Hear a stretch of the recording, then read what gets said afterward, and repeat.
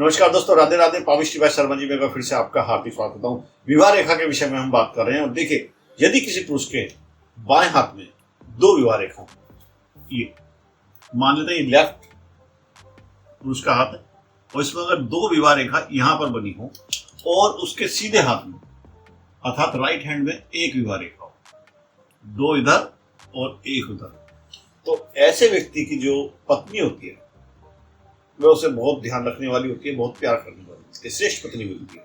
उसके अतिरिक्त उसके वंश को बढ़ाने वाली पत्नी उसको। अब बात करते हैं दूसरी एक विवाह रेखा की। देखिए, विवाह रेखा कभी भी ऊपर की तरफ मुंह करके नहीं जाती, चाहे वो लड़का हो चाहे वो लड़की हो। हृदय रेखा फिर चाहे किसी भी प्रकार की हो। यदि किसी लड़के या लड़की के हाथ में विवाह रेखा इस प्रकार देख ली कि वो इस कनिष्का उंगली की तरफ को मुड़ गई, नीचे झुकी हुई विवाह रेखा के विषय में हम पहले बता चुके हैं। आप चाहे तो नीचे लिंक दिया हुआ है, उसको भी देख सकते हैं। अब बात करें इस विवाह रेखा की जो ऊपर की तरफ मुड़ गई है। फिर चाहे हृदय रेखा किसी भी प्रकार की हो, चाहे कहीं से भी जा रही हो, कहीं पे भी हो रही, ऐसे व्यक्तियों की जो विवाह को लेकर जो उनकी मान्यता है, जो उनकी इच्छाएं होती हैं, वो बहुत होती है। लड़की साफ सुथरा रंग होना चाहिए, लड़की लंबी होनी चाहिए, उसमें ये गुण होने चाहिए, उसमें ये गुण होने चाहिए।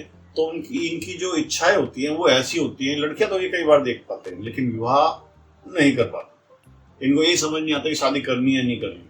तो ये एक जो चिन्ह है हस्तरेखा शास्त्र में, ऐसे व्यक्तियों का विवाह नहीं होगा।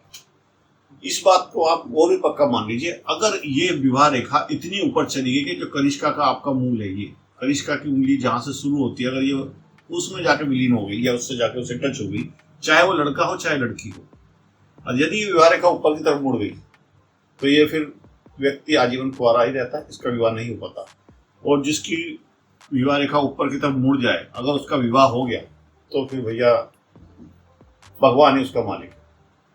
इतने कलेश होते हैं घर में, इतनी लड़ाई झगड़ा होता है, आदमी सोचता है इससे तो मैं शादी ना ही करता तो अच्छा था। तो ये एक बहुत खतरनाक कह सकते हैं कि चिन्ह है, हस्तरेखा शास्त्र में बताया गया है विवाह के विषय में। देखिए, विवाह रेखा के साथ साथ आपको उंगलियों के बारे में भी ध्यान रखना पड़ेगा। उंगलियां जितनी सीधी और मोटी होंगी, जिस प्रकार के आपको दिखाया जा रहा है, ये बहुत अच्छा रहता है, क्योंकि हस्तरेखा शास्त्र में इसको भी एक राजयोग का दर्जा दिया। जिस व्यक्ति की भी उंगलियां इस प्रकार की भरी भरी और मोटी मोटी, लंबी लंबी और सीधी होंगी, ये अपने आप में एक राजयोग का निर्माण कर लेते हैं। ऐसे व्यक्ति पैसे को थाम सकते हैं, रोक सकते हैं। ऐसे व्यक्ति वंश को आगे बढ़ाने वाले थे। इनको जो प्रॉपर्टी मिलती है अपने बुजुर्गों से, बड़ों से, ये उसको आगे और बढ़ा के बढ़ाते हैं, वंश आगे बढ़ाता है।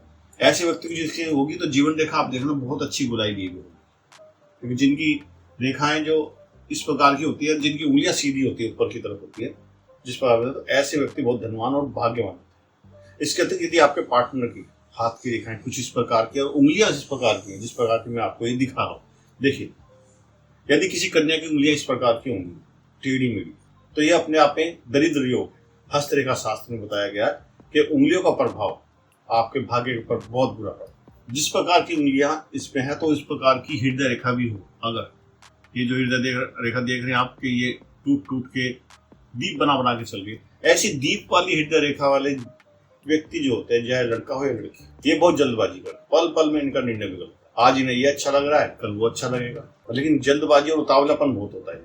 ऐसे लोग भाग के शादी करने में बड़ा विश्वास करते हैं। और यदि आपके पार्टनर के हाथ में इस प्रकार की रेखा है, इस प्रकार के हाथ उसमें छिद्र दिखाई दे रहे हैं, और विशेषकर अगर कनिष्का उंगली टेढ़ी है, तो ऐसे व्यक्ति बहुत चालाक होते हैं, बहुत चतुर होते हैं। अपना मतलब निकलने के बाद ऐसे व्यक्ति दूसरों को बीच राह में छोड़ देते हैं। अगर आपके किसी पार्टनर के हाथ में इस प्रकार की रेखा है तो बिल्कुल भी लव मैरिज करने की मत सोचो, विशेषकर उसको लेके जाने की तो बिल्कुल नहीं सोचो, वरना आप जेल में, वो अपने घर में। पलक झपकते ही अपना निर्णय बदल देते हैं। ऐसे जो व्यक्ति होते हैं, ऐसे जो रेखा के स्वामी होते हैं, जिनके हाथ में इस प्रकार की रेखा होती है, ये प्रेमी के सामने प्रेमी के हो जाते हैं और पिता के सामने पिता के हो जाते हैं। इनका अपना कोई निर्णय नहीं। तो ये एक रेखा बहुत खतरनाक रेखा है, कह सकता हूँ, विशेषकर प्रेम करने वालों के हाथ में ये बहुत शुभ चिन्ह नहीं। उसके अतिरिक्त यदि विवाह रेखा आगे चल के दो मुंह हो जाए इस प्रकार, और चाहे लड़के का हाथ हो, इस प्रकार की दो मुंह की विवाह रेखा हो जाए, इस प्रकार की दो मुही रेखा जैसे आपको दिखाया जा रहा है, यदि इस प्रकार की दो मुही रेखा लड़का या लड़की किसी के हाथ में, तो ऐसे में विवाह जो होगा वो अधिक समय तक नहीं चल पाता। ऐसे में वियोग हो जाता है, तलाक हो जाता है। तो विवाह के लिए यह कोई अच्छा शुभ संकेत नहीं है। उसके अतिरिक्त यदि विवाह रेखा के बराबर में एक सुंदर सी रेखा हो, देखिए, हृदय रेखा और लड़का हो या लड़की, अगर उसके हाथ में विवाह रेखा के बराबर में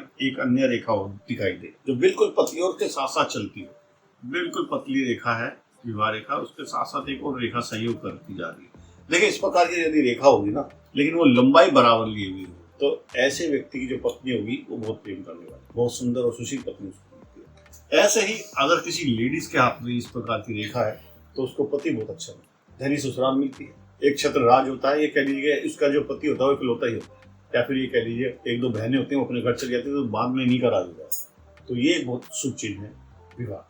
अब बात करते हैं एक और विवाह रेखा के विषय। देखिए विवाह रेखा पे कहीं भी दीप नहीं होना चाहिए। यदि विवाह रेखा इस प्रकार की है और उसमें एक दीप बन रहा है कहीं भी बीच में या शुरू में बताया था मैंने, अगर शुरू में विवाह रेखा किसी कन्या के हाथ में है और उसमें शुरू में एक प्रकार का दीप बन रहा है इस प्रकार, तो ऐसे में उसके साथ कन्या के साथ धोखे से विवाह करा जाए, कुछ बातें छुपाई जाती है कन्या से और उसका विवाह कर देता है, बाद में उसको समझौता करना पड़ता है। ये उसके बाद अगर विवाह रेखा ही जंजीरदार इस प्रकार की बनी हो तो ऐसे में कन्या के या किसी जेंट्स के हाथ में अगर इस प्रकार की रेखा है जिसमें एक के बाद एक दीप बन रहे, तो ऐसे में अगर इनका विवाह जो होता है वो बहुत करिश्मा है। प्रथम तो इनके विवाह में ही बहुत बाधाएं आती है, विशेषकर जो घर वाले होते हैं, जो खानदान में होते हैं। आपने कई बार देखा है कि बहुत से रिश्ते बनने से पहले ही टूट जाते, बात सगाई तक पहुंचते, उसके बाद कोई ना कोई ऐसी खबर निकल के आती है अंदर से कि विवाह संपन्न हो ही नहीं पाता, बीच में टूट जाता। तो इस प्रकार की जो रेखाएं होती हैं वो इस बात को संकेत करती है। इसके अतिरिक्त यदि विवाह रेखा टूटी हुई हो इस प्रकार की, दो तीन खंडित रेखाएं हो, तो यहाँ भी इसी प्रकार का योग बनता है।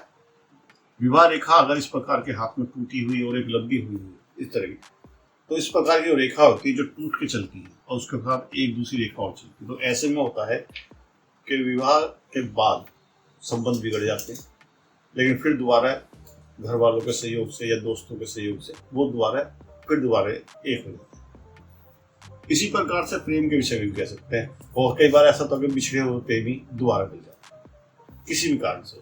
उसके अतिरिक्त विवाह के लिए आपको बृहस्पति पर्वत बहुत गौर से देखना। बृहस्पति पर्वत पे मैंने आपको बताया, बृहस्पति पर्वत तक अगर हृदय रेखा जा रही है, लेकिन बृहस्पति पर्वत दबा हुआ है, जिससे मैं आपको दिखा रहा हूँ, ये बृहस्पति पर्वत है अपना, और ये अगर इस प्रकार के अगर दबा हुआ हो या सलवट पड़ रही हो साइड में, आप जिस प्रकार के देख रहे हैं, तो इस प्रकार का जो बृहस्पति पर्वत है वो विवाह के जो सुख होते हैं उनको नष्ट कर देता है। ऐसे में घर में कलेश रहता है, विवाह अधिक समय तक चलता नहीं, मजबूरी में लोग दोनों एक छत के नीचे रहते हैं, परिवार की लाज बचाने, लेकिन जो विवाह का असली सुख है वो यहाँ खत्म है। इसके अतिरिक्त मैं आपको विवाह रेखा की हृदय रेखा की स्थिति और बताता हूँ। देखिए ये मांगलिक दोष जो होता है ना, ये विवाह को बहुत लेट रहा है। अब आप देखना, जिस भी व्यक्ति की हृदय रेखा, ये हृदय रेखा, ये जीवन रेखा और ये मस्तिष्क रेखा है। देखिए अंगूठे के पास में इतने हिस्से को हम कहते हैं मंगल का क्षेत्र। अगर किसी की हृदय रेखा इसमें से कोई शाखा निकले और मंगल के क्षेत्र तक चली जाए तो मस्तिष्क रेखा काटती हो जाएगी, जिस प्रकार की मैं आपको दिखा रहा हूं।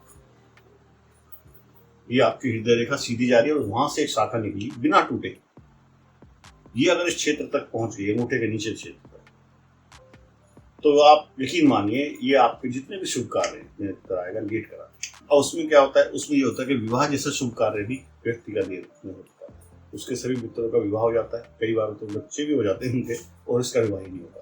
इसी प्रकार कन्या को भी सब सेले का विवाह होता है तो इसका बहुत लास्ट में जाता है, क्योंकि जो भी हृदय रेखा इतनी झुक के एक शाखा निकल के मंगल तक पहुंच जाती है, ये मांगलिक दोष बना। और इसमें मेरे अनुभव में आया, इसमें ऐसे व्यक्ति की जो विवाह रेखा होगी वह भी वो आप देख लेना बहुत दूर, ये उंगली का जो मूल है आपका, इससे दूर। देखिए विवाह रेखा जितनी हृदय रेखा के करीब होगी उतनी जल्दी विवाह के योग बन पाते हैं, जिस प्रकार मैं आपको दिखा रहा हूँ। देखिए हमारा जो कनिष्का उंगली है उसके नीचे होता है बुध पर्वत, जिस प्रकार का मैं आपको दिखाऊं। इस बुध पर्वत के और हृदय रेखा के बीच में ये जो स्थान, जब एक एरो ऊपर दिख रहा है आपको, एक नीचे एरो दिख रहा है, उसके बीच में जो स्थान बना हुआ है, यह स्थान कम से कम हस्तरेखा शास्त्र में इसको 50 साल का होता है। हमारे भारतीय देखिए सब जो है ना, देश काल निर्णय परिस्थिति के हिसाब से, तो इसमें 50 साल। जितनी हृदय रेखा और विवाह रेखा के बीच में फासला कम होगा, जितना भी गैप कम होगा, उतनी जल्दी विवाह का योग बनता है। और जितना इस रेखा का योग कनिष्का उंगली की तरफ चला जाएगा, मूल की तरफ, उतना विवाह देर से होता है।